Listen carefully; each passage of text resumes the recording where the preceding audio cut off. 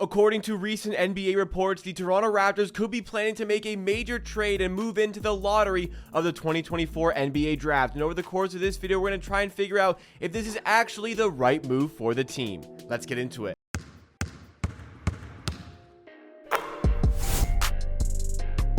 Last week on this channel, we spoke about the possibility of the Raptors making a major trade on draft night, specifically at the end of the first round moving into the second round, because if you don't already know, the first and second round of the NBA draft this season are going to be on separate days, and the Raptors, who have their 31st overall pick, are going to have the first pick on the second day of the NBA draft, giving them basically a full night and a full day to try and maneuver and make a trade to acquire something that would give them a further strengthening of assets rather than actually using that 31st overall pick. Obviously, this could be a key move for the team to acquire some extra assets, but the Raptors may choose to sacrifice some additional assets in order to actually move up in the first round of the draft, specifically into the late stages of the lottery picks. According to Kevin O'Connor, who is a very reputable NBA source, the Toronto Raptors, amongst other teams, are really trying to move up in the draft right now. Specifically for the Raptors, they're trying to move into the late stages of the lottery, and we need to figure out, number one, if this is the right move for the team, and if this is actually realistic for Masai Ujiri's front office to pull off. We're going to have all those answers by the end of today's video right here on Amateur Hour Sports, the YouTube channel dedicated to Toronto Raptors content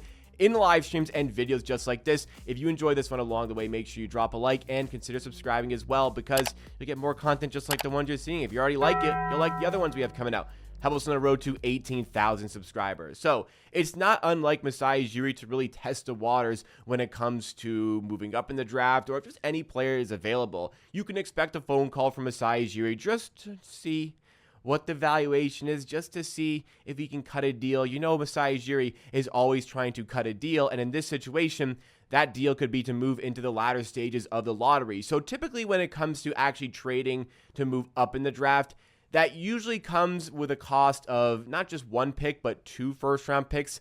Typically, even if it is a somewhat marginal amount, the Raptors moving up from the 19th overall pick into what we would think is an 11th or 12th or 13th overall pick, typically it does come at the cost of an additional first-round pick on top of the one you're already giving up. So for the Raptors in this situation, my guess would be that they're going to be trading the 19th overall pick along with the Indiana Pacers pick of 2026, which they acquired in the Pascal Siakam deal. That's usually the type of cost the Raptors or any team would have to make to move up in the draft. I don't really see the Raptors having the player assets in order to make this trade-up happen, so I'm assuming it would be, again, that 19th overall pick for this season via the Indiana Pacers and the 2026 first-round pick also via the Indiana Pacers, both of which, again, acquired in that Pascal Siakam trade. So the Raptors, if they were going to make this trade up, would have to see somebody that they really like in this position here. And judging by the draft for this season, it's widely known this is one of the weaker draft classes. And the more I really learn about the players involved in this draft,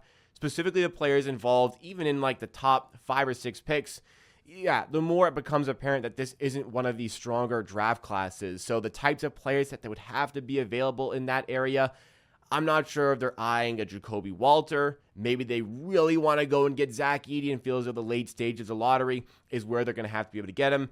Maybe a player like Ron Holland is falling a little bit. Maybe Matas Buzelis is falling a little bit more than maybe people expect at this present point. The Raptors would have to really love a prospect in this position, and based on my analysis of the draft so far, I've really started to go in depth in the first round as we get closer to the late June NBA draft, and honestly, it just doesn't really feel like there is a significant gulf in class between the players that are going to be available around 19th overall and the players that are going to be involved in the late stages of the lottery. And in order to get a lottery pick, you may feel as though, look, maybe they're going to get a pick that's in the late lottery, and it's not going to cost them the 19th overall pick. Maybe it's not going to be moving up in the first round. Maybe it's going to be acquiring another pick for the first round. Maybe that's the 31st overall pick and a future first round pick. But the valuation just isn't really there in that situation. And again, when you look at the players available there, yes, no matter what, the more you move up,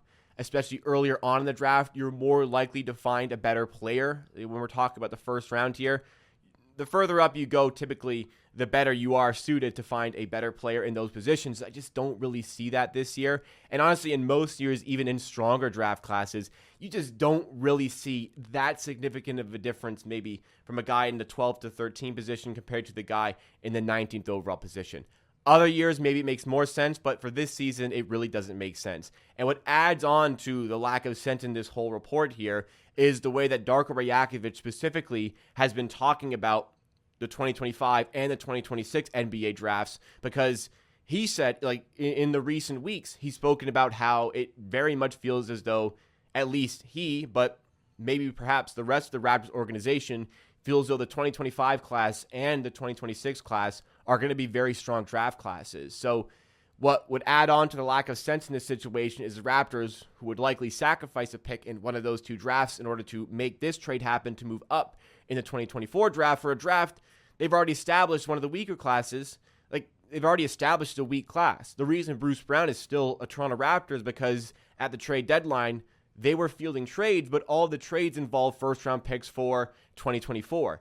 They did not want 2024 picks. They wanted future draft picks. Nobody was offering that at the time for Bruce Brown. Now, that may change this summer. Hopefully, it does change. The Raptors can acquire a pick for either 2025 or 2026 in order to strengthen their positions for what they have already deemed as a stronger draft class. And they have already deemed this draft class to be one of the weaker ones because they did not want any picks for 2024. So with all that in mind here, the Raptors it just does not seem apparent to me that they would make a trade up in this situation. Number one, like, it's just not worth it for the caliber of players available in the late stages of the lottery picks in the top 14. Number two, Darko has made it pretty clear that the Raptors organization covets the draft picks and the player pool available for 2025 and 2026. And the Raptors themselves have already pretty much established that they don't really fancy this 2024 class nearly as much because they refuse to really make a trade for a pick in this year's draft class. So what this situation is, it feels like every year the Raptors are in these reports to trade up in the draft, and I'm not suggesting that they're not.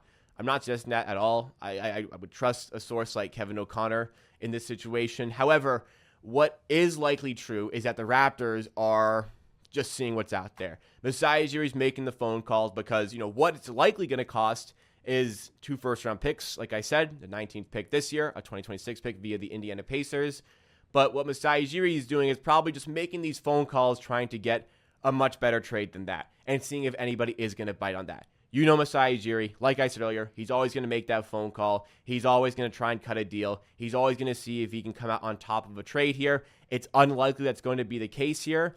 And in this situation, look, maybe they're trying, but they're not trying really hard, and they're not seriously pursuing a trade up overall in the draft. And in this situation, if the Raptors were to come out and trade up into the draft lottery, well, first of all, I'd look really silly for this video here, but also I'd be extraordinarily surprised, and I feel like you should be as well. It's a fun report here, but my full expectation is the Raptors are drafting with the 19th overall pick and are drafting with the 31st overall pick. I feel less confident about the second round one, but very confident that the Raptors will be using that 19th overall pick and nothing else in the first round of the 2024 NBA draft.